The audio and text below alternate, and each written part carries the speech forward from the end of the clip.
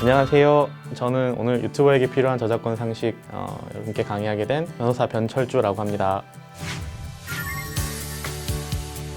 저작권이라고 하면 일단은 저작물에 발생하는 권리인데요.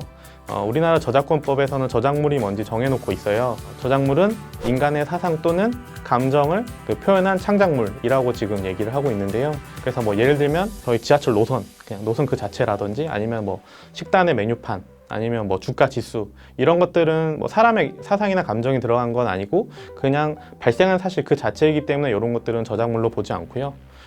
어떤 뭐 소설이나 시, 뭐 영화, 음악 이런 것들 흔히 생각하시는 창작물에 생각하는 것들만 저작물에 해당을 하게 되고요.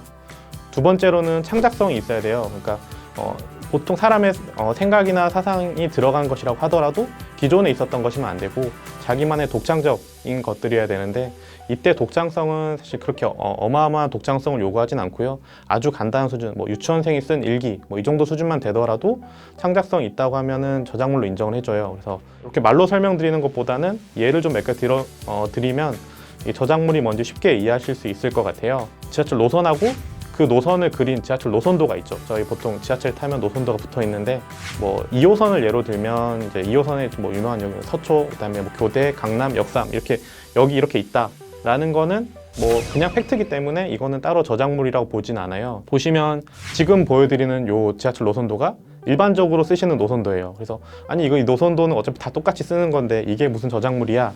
라고 생각하실 수 있는데 이 노선도를 보시면은 이 노선도는 실제 서울 지도에 맞게 이렇게 노선이 꾸려져 있어요. 그래서 앞에 지금 보여드렸던 이 노선도하고 다시 보여드리는 이 노선도하고 두 개는 좀 차이가 있죠.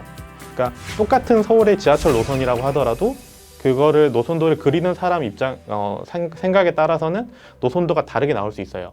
그렇기 때문에 이거는 그리는 사람의 생각이나 감정이 들어간 걸로 보고 저작물이라고 판단을 하는 거거든요. 아까 말씀드린 대로 뭐 주가 지수라든지 뭐 그 식당 메뉴판 이런 것들도 그 메뉴 자체는 저작물이 아니지만 그걸 어떻게 표현하는지에 따라서는 저작물이 될 수도 있어요.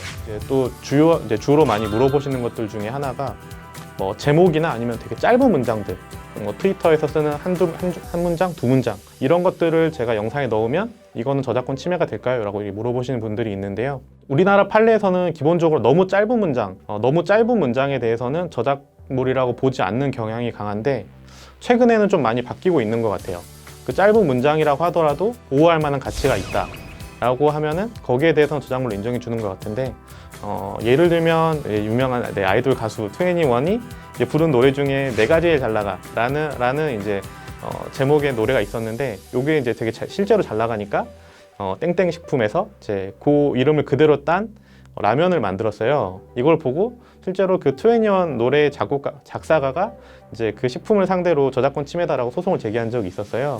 여기에 대해서는 결국은 이제 저작물로 인정되지 않았는데 왜냐면 이게 내가 제일 잘 나가 라는 문장을 만약에 저작물로 인정을 해버리면 앞으로는 이 작사가 말고는 이 문장을 쓰게 되면 다 동의를 받아야 되는 거예요. 그렇기 때문에 법원에서는 이런 문장에 대해서 저작권을 인정하는 것은 너무 과하다. 그래서 그런 다른 사람의 표현의 자유를 너무 제한할 수 있기 때문에 실제 이런 부분에 대해서 인정하지 않았었거든요. 요거 말고도 비슷한 사례가 또 있었는데 그 이회수 작가님, 유명한 이회수 작가님이 트윗에 글을 되게 많이 쓰셨는데 그 글을 묶어서 어떤 출판사 대표님이 책을 내셨어요. 여기에 대해서는 법원에서 다 그 각 글마다 저작권이 인정된다라고 봤어요. 그러니까 그 유명한 작가님이 본인이 고민 끝에 쓴 좀 특수한 문장들 같은 경우에는 보호할 가치가 있다라고 법원에서 봐준 건데요. 그래서 최근에는 이런 사례들이 점점 늘어나고 있어요. 그렇기 때문에 지금 크리에이터 분들도 이걸 쓰실 때 이게 짧은 제목이니까 괜찮아 라고 그냥 쓰시면 안 되고요. 조심하실 필요가 있어요. 그 저작권의 발생과 소멸을 일단 설명을 드릴 텐데요. 저작권이라는 거는 저작물을 만드는 즉시 생겨요. 그러니까 뭐 지금 여기서 영상을 만드셔서 유튜브에 꼭 업로드하지 않으셔도 혼자 만드시면 아무도 그걸 몰라도 저작권이라는 건 생기는 거예요. 우리나라 법에서는 그 즉시 저작권이 발생을 한다라고 규정을 하고 있어요. 이게 이제 저작권이랑 좀 비슷해 보이는 상표권이나 특허권하고 좀 다른데 그 뭐 예를 들면 집에서 혼자 되게 멋진 도안을 그리셨다. 그래서 이건 내가 내 상표로 쓸 거야 라고 하셔도 그게 되게 특별한 도안이라고 하면 저작권은 생길 수 있지만 상표권이나 특허권은 생기지 않아요. 왜냐하면 우리나라에서 상표권이나 특허권은 반드시 그 특허청에 등록을 해야지만 그때부터 그 권리가 발생한다라고 지금 정하고 있고요. 근데 저작권은 그런 특별한 절차 없이 만드는 즉시 생기거든요. 기본적으로는 저작권자 보호 입장에서는 되게 좋은 부분인 것 같아요. 이게 만드는 즉시 생기기 때문에 내가 언제 이걸 만들었는지 아니면 다른 사람이 그거를 만약에 가져다 썼을 때 이게 내가 만든 게 맞는 건지 이걸 증명할 방법이 사실 잘 마땅치가 않거든요.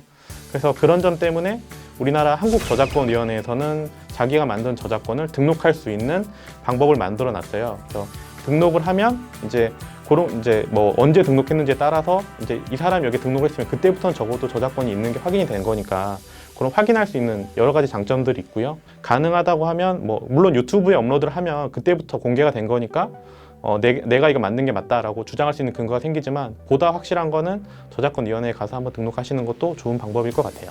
이렇게 만들어진 저작권에 대해서는 언제까지 보호를 하냐라고 하면 우리나라에서는 그 저작자가 죽은 때로부터 70년 동안 보호를 해주거든요.